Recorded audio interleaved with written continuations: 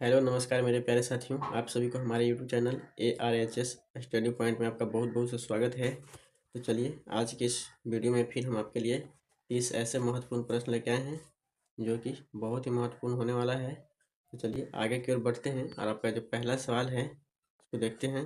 देखिए आपका पहला सवाल है कि हाल ही में अंतिम ज्ञात नक्सली के आत्मसमर्पण आत्मसमर्पण के बाद किस राज्य को नक्सली मुक्त घोषित किया गया है। आत्मसमर्पण के बाद किस राज्य को नक्सली मुक्त घोषित किया गया है। तो किस राज्य को घोषित किया गया है भाई। तो इसका सही जवाब हो जाएगा आपका ऑप्शन बी कर्नाटक को। किसको? कर्नाटक को नक्सल मुक्त राज्य घोषित किया गया है। चलिए आगे बढ़ते हैं भाई। और इसी तरह से आपका अगला जो सवाल है देखिए कि भारत में एयरो इंडिया शो 10 फरवरी से 14 फरवरी तक कहाँ आयोजित होने वाला है। कहाँ आयोजित होने वाला है। ये आपका होगा बेंगलुरु में। कहाँ पे होगा? तो बेंगलुरु में। चलिए अगला सवाल की ओर आगे बढ़ते हैं भाई। और आपका अगला सवाल है कि हाल ही में किस राज्य के नामची शहर के PM Shri government senior secondary school को ग्रीन स्कूल रेटिंग पुरस्कार मिला है। तो किस राज्य के? तो ये आपका हो जाएगा असम के। क्या हो जाएगा? असम के। ऑप्शन बी आपका सही जवाब है। चलिए आगे बढ़ते हैं दोस्त। और इसी तरह से आपका अगला सवाल है सवाल नंबर 4 कि हाल ही में किस देश ने कर्मचारियों के हफ्ते में काम के घंटों में कटौती करने का फैसला किया है। कहने का मतलब है कि पहले इन लोगों से 40 घंटा काम करवाया जाता था हफ्ते में। अब इन लोगों के समय के कटौती करके कितना 37.5 घंटा ही इन लोग काम करेंगे। तो ऐसा कौन सा देश है? तो कौन सा देश है भाई? तो ये ऐसा आपका कौन सा देश है? तो हो जाएगा आपका option D Spain. Option D Spain. चलिए आगे बढ़ते हैं। और इसी तरह से आपका अगला जो सवाल है वो है कि हाल ही में किस देश ने ईरान पर दबाव बनाने के लिए संयुक्त राष्ट्र के मानवाधिकार आयोग से खुद बाहर कर लिया है। तो ऐसा कौन सा देश है? तो वो है अमेरिका। कौन सा देश है? तो अमेरिका है। चलिए आगे बढ़ते हैं। और इसी तरह से आपका अगला जो सवाल है कि किस आईआईटी संस्थान ने कैंसर रोग पर शोध के लिए पहला कैंसर जीनोम डेटाबेस लॉन्च किया है। जीनोम डेटाबेस लॉन्च किया है। तो ऐसा कौन सा है आईआईटी संस्थान है? तो इसका सही जवाब हो जाएगा आपका ऑप्शन डी आईआईटी मद्रास। क्या हो जाएगा? आईआईटी मद्रास। आगे बढ़ते हैं।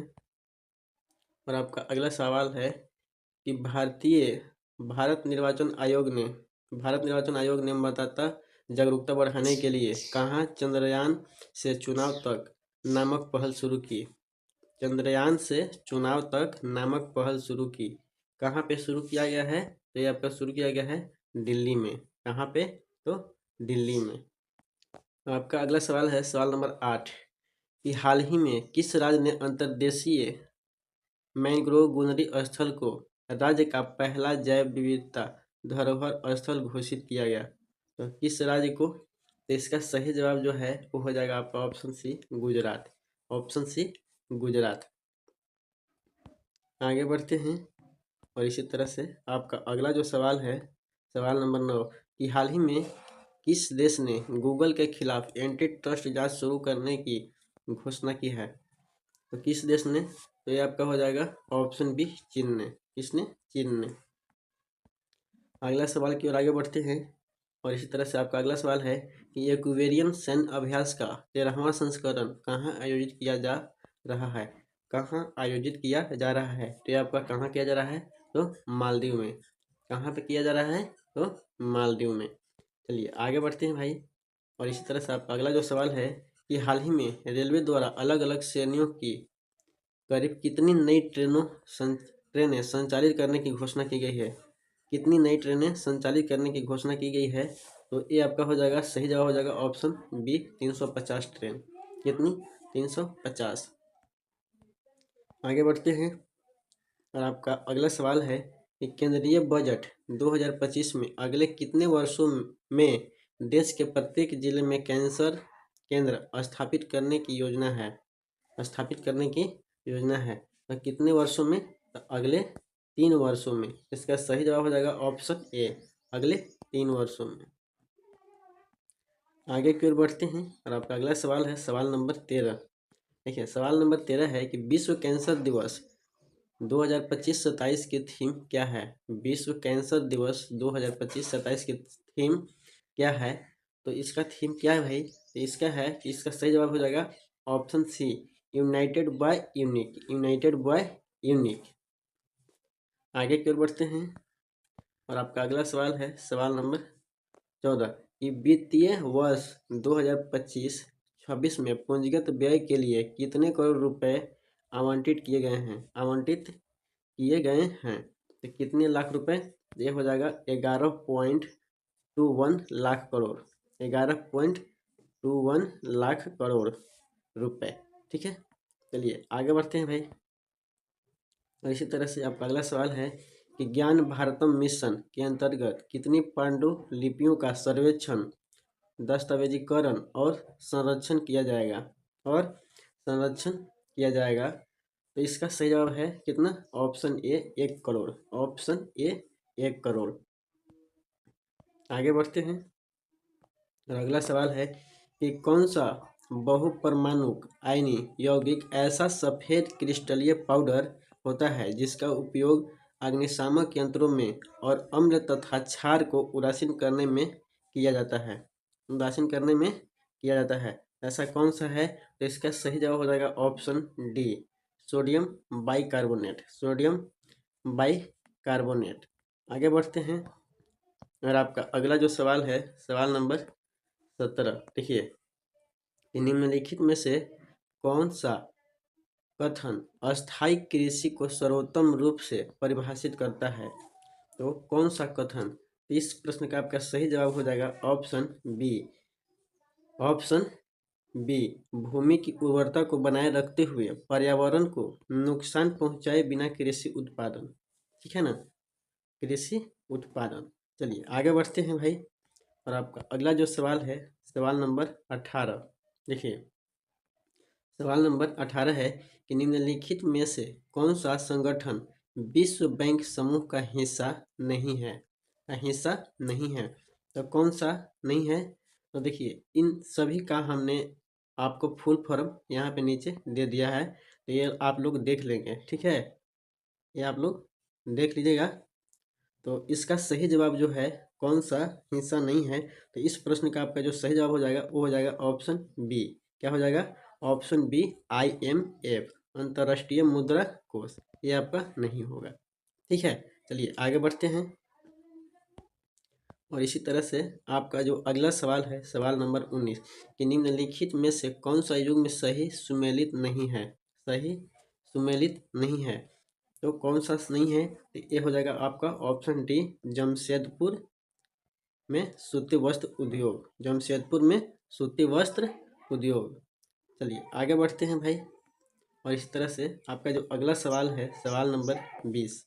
देखिए मुद्रास्फीति को नियंत्रित करने के लिए RBI द्वारा कौन सा उपाय उपयोग नहीं किया जाता है, कौन सा उपाय उपयोग नहीं किया जाता है।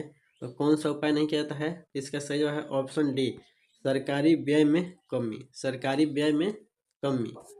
चलिए आगे बढ़ते हैं भाई और आपका अगला सवाल है सवाल नंबर 21। देखिए सवाल नंबर 21 है कि प्रति वर्ष किस तारीख को दुनिया भर में विश्व न्यूट्रेला दिवस मनाया जाता है। तो किस तारीख को मनाया जाता है, तो इसका सही जवाब आपका हो जाएगा ऑप्शन डी, 5 फरवरी को। कब मनाया जाता है, तो 5 फरवरी को। चलिए आगे की ओर बढ़ते हैं और आपका अगला जो सवाल है देखिए कि हाल ही में स्पेस सूरज कुंड अंतर्राष्ट्रीय शिल्प मेले का आयोजन फरीदाबाद में किया जाएगा, क्यों।